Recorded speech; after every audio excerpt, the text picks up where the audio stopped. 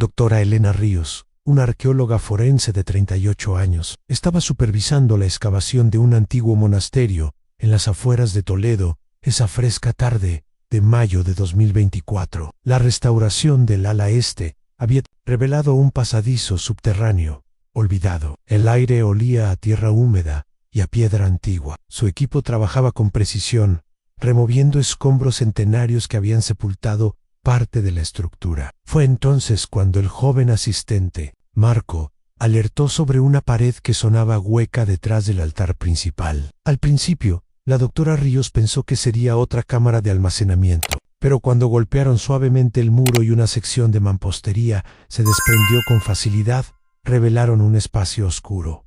Elena encendió su potente linterna. Lo que vio la dejó sin aliento. Un pequeño habitáculo, no más grande que una celda, oculto a la vista durante décadas. Lo que había encontrado había estado allí durante 20 años. El polvo cubría una vieja mochila escolar y algunos libros desparramados. Y lo más perturbador, en una de las paredes, grabados toscamente, había una serie de símbolos extraños que no coincidían con ninguna iconografía religiosa conocida. Este descubrimiento cambiaría para siempre un misterio de 20 años que había atormentado a la ciudad. Elena no tenía idea de que esa tarde aparentemente ordinaria se convertiría en el día más inquietante de su vida. Lo que Esteban, punto de descubrir, había permanecido oculto durante 20 años, esperando este momento. En pocos minutos, un secreto de 2 décadas finalmente sería expuesto. Toledo nunca sería lo mismo después de ese descubrimiento. Era el otoño de 2004,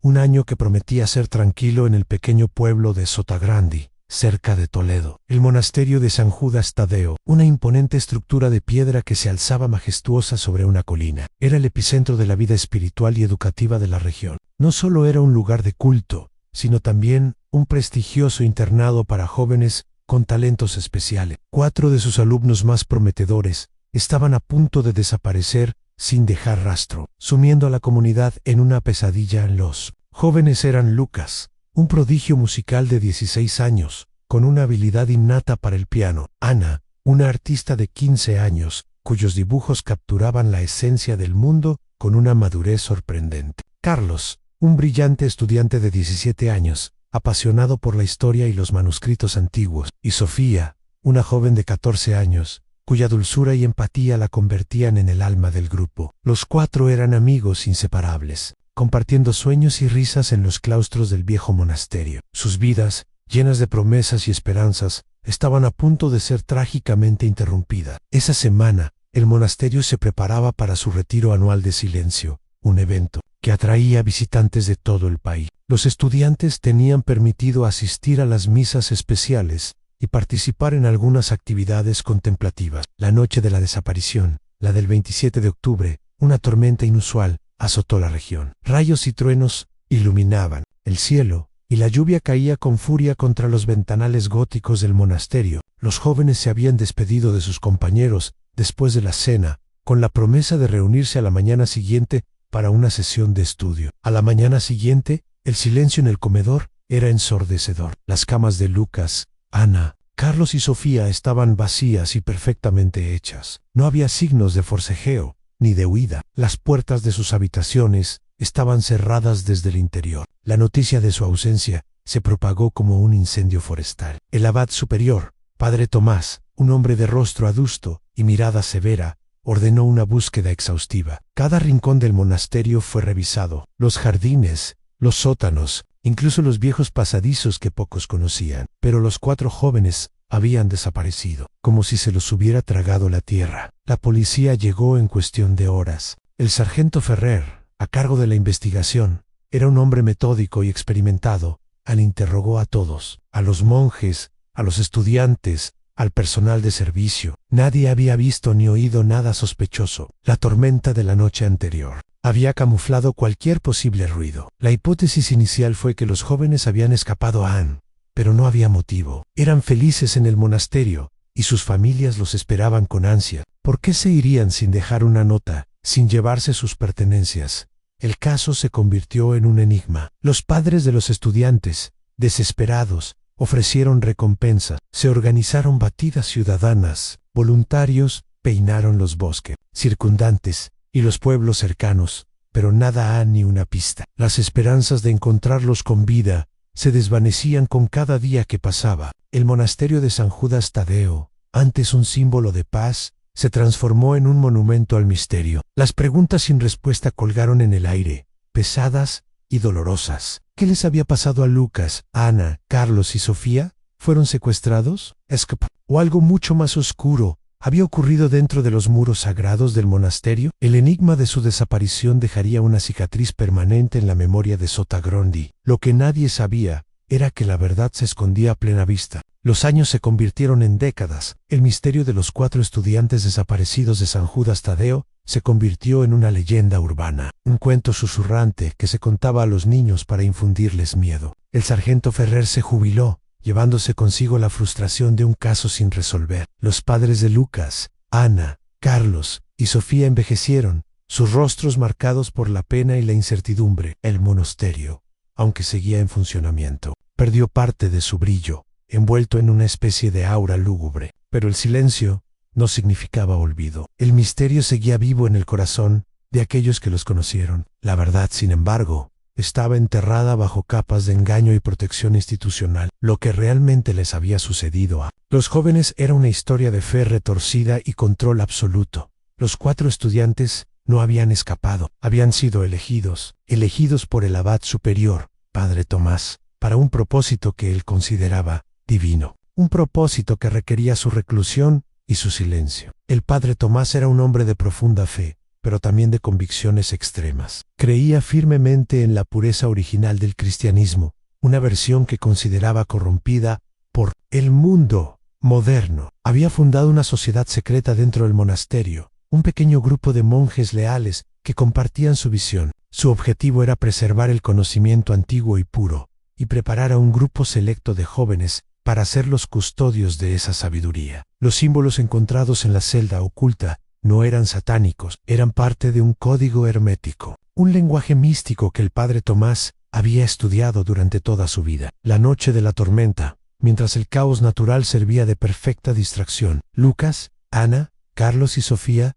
no fueron secuestrados. Fueron guiados por el Padre Tomás y 2 monjes más. Habían sido observados durante meses. Sus talentos, su inteligencia, su aparente pureza, los hacían candidatos ideales. Los condujeron a la celda oculta, un espacio que el abad había mandado construir años atrás, secretamente, detrás del altar, un lugar diseñado para la meditación profunda y el aislamiento del mundo. Los jóvenes, asustados y confundidos, fueron convencidos de que estaban siendo protegidos de un mundo exterior que se había vuelto corrupto. El Padre Tomás les hablaba de una misión divina, de ser los elegidos para preservar una verdad. Les prometió que un día regresarían, transformados y listos para guiar a la humanidad.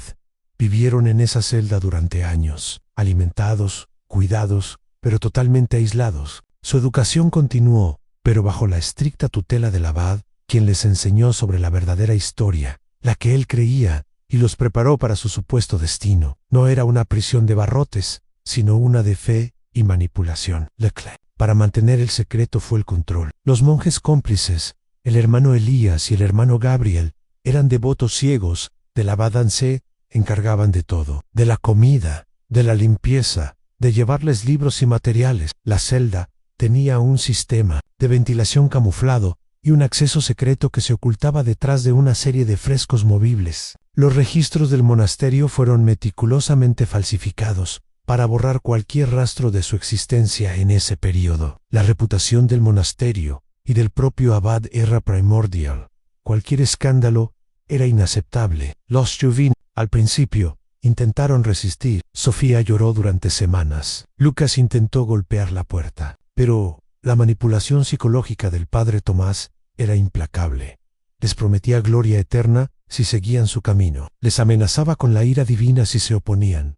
Con el tiempo, se resignaron. Su fe se vio distorsionada, sus mentes condicionadas. El miedo y la devoción se mezclaron en un cóctel tóxico. Siguieron estudiando, escribiendo, dibujando. Crearon los símbolos en la pared como una forma de comunicación, una expresión silenciosa de su cautiverio y su esperanza. Lo que nadie sabía era que su sufrimiento era real, pero el peor momento aún no había llegado. El padre Tomás, ya anciano y enfermo, no podía seguir con su plan, y el tiempo se agotaba. El revelador en esta historia no fue una persona, sino el tiempo mismo y la necesidad de renovación. El padre Tomás había fallecido en 2018, llevándose consigo muchos de sus secretos. Los monjes cómplices, el hermano Elías y el hermano Gabriel, habían envejecido y sus conciencias comenzaron a carcomerles, especialmente al hermano Elías, quien había sido el más renuente a participar en el engaño.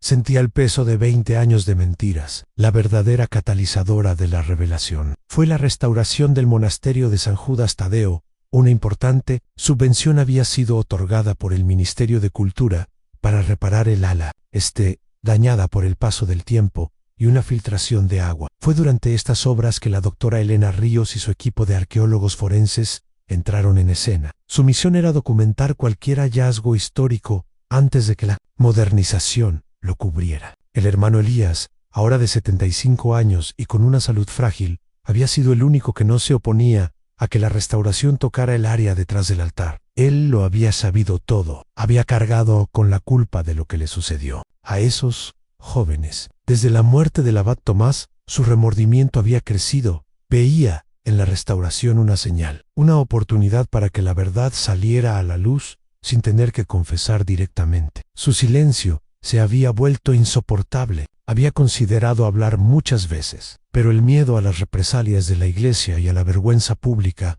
lo habían detenido. Mientras Elena y su equipo examinaban los planos antiguos, notaron una anomalía. Una sección de la pared del altar no encajaba con la simetría del resto de la construcción. Era una pequeña diferencia, casi imperceptible, pero para una arqueóloga era una pista. El hermano Elías, que observaba la obra con una mezcla de ansiedad y esperanza, apenas podía ocultar su nerviosismo. Cada golpe de martillo, cada pieza de yeso que caía, era un paso más cerca de la verdad. El día que Marco, el asistente, golpeó esa pared hueca, el hermano Elías sintió un alivio helado. Sabía lo que encontrarían. Sabía que el momento había llegado. Su corazón latía con fuerza. La verdad, después de 20 años, estaba a punto de ser expuesta. No tendría que decirlo él. La historia se revelaría por sí misma. Elena, con su instinto de investigadora, no permitiría que el descubrimiento se mantuviera en secreto. La noticia del hallazgo corrió como la pólvora. La policía regresó al monasterio, esta vez con equipos forenses. El hermano Elías, al ser interrogado, se quebró. Con voz débil y temblorosa, comenzó a relatar la verdadera historia. La historia que había guardado en su interior durante 2 décadas. La historia de los jóvenes, el abad y la celda secreta. La verdad estaba saliendo a la superficie, pieza por pieza, como las piedras centenarias que Elena y su equipo removían del monasterio. Nadie podía imaginar lo que eso significaba. El hermano Elías, con lágrimas en los ojos y la voz apenas audible, comenzó a revelar la verdad, la historia que había ocultado durante 20 años. Relató cómo el abad Tomás, impulsado por una interpretación radical de la fe, había elegido a Lucas, Ana, Carlos y Sofía. Los consideraba puros, especiales, los únicos dignos de ser los custodios del conocimiento antiguo que él creía poseer. No habían desaparecido. Habían sido inducidos a un encierro forzado, una reclusión que el abad consideraba un privilegio, un camino hacia la verdadera iluminación. La celda oculta detrás del altar, descubierta por Elena, era el santuario de esa reclusión. No era una mazmorra oscura, sino un espacio sorprendentemente habitable, aunque pequeño. Tenía una pequeña ventana en lo alto que daba a un patio, interior cubierto, camuflada, para no ser vista desde el exterior. El abad y sus cómplices, el hermano Gabriel y él mismo, se encargaban de proveerles alimentos, libros y materiales de estudio. Les enseñaban diariamente, lavándoles el cerebro con una doctrina retorcida. La idea era que, al estar aislados del mundo, alcanzarían un nivel superior de conciencia y devoción. Las revelaciones del hermano Elías continuaron, cada palabra más impactante que la anterior. Describió cómo los jóvenes habían intentado escapar al principio. Lucas, el músico, intentó usar sus habilidades para golpear señales rítmicas en la pared, con la esperanza de que alguien lo oyera. Ana, la artista, dibujaba constantemente, llenando los pocos cuadernos que les daban con imágenes de su familia, de paisajes que anhelaba. Carlos, el historiador, intentó memorizar cada detalle de la celda, cada conversación, esperando el día en que pudiera contar su historia. Y Sofía, la más joven, simplemente se aferraba a la esperanza de que sus padres los encontrarían. Pero el control del abad era absoluto. Les decía que el mundo exterior los había olvidado, que sus familias los habían abandonado. Les prometía que un día, cuando el momento fuera el correcto, ellos serían liberados para guiar a la humanidad. Un día que nunca llegó. La esperanza se convirtió en desesperación y luego en una resignación sombría. Las mochilas y los libros encontrados eran de los primeros días de su encierro. Sus diarios, los verdaderos tesoros, estaban escondidos. Debajo de una losa suelta en el suelo de la celda, Elena y su equipo encontraron pequeños cuadernos cosidos a mano. Eran los diarios de los 4 jóvenes,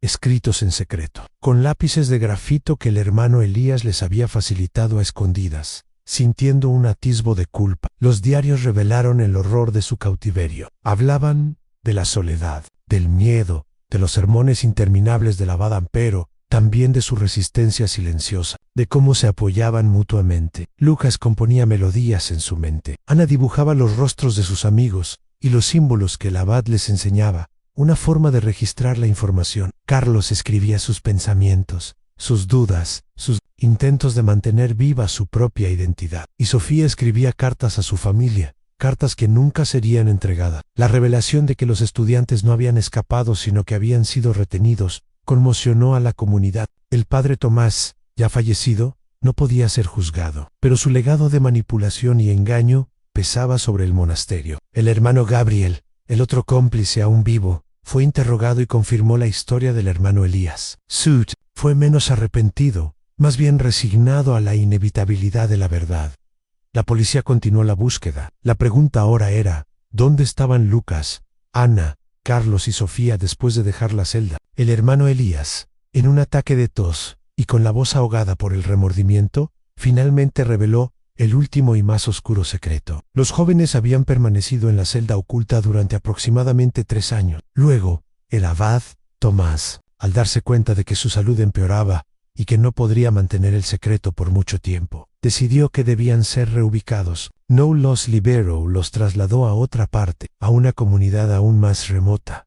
La verdad completa aún estaba por salir. Las revelaciones del hermano Elías y el descubrimiento de los diarios en la celda secreta desataron una tormenta en Sotogrande y en toda España. La noticia de que los 4 estudiantes no habían desaparecido, sino que habían sido encerrados por el propio abad del monasterio, era incomprensible. Los padres de Lucas, Ana, Carlos y Sofía, que habían vivido 2 décadas en la angustia y la incertidumbre, ahora sentían una mezcla de alivio, rabia y una nueva y punzante esperanza. La policía y las autoridades eclesiásticas iniciaron una investigación a gran escala. El testimonio del hermano Elías, aunque débil, era clave. Describió el traslado de los jóvenes después de 3 años de encierro en la celda.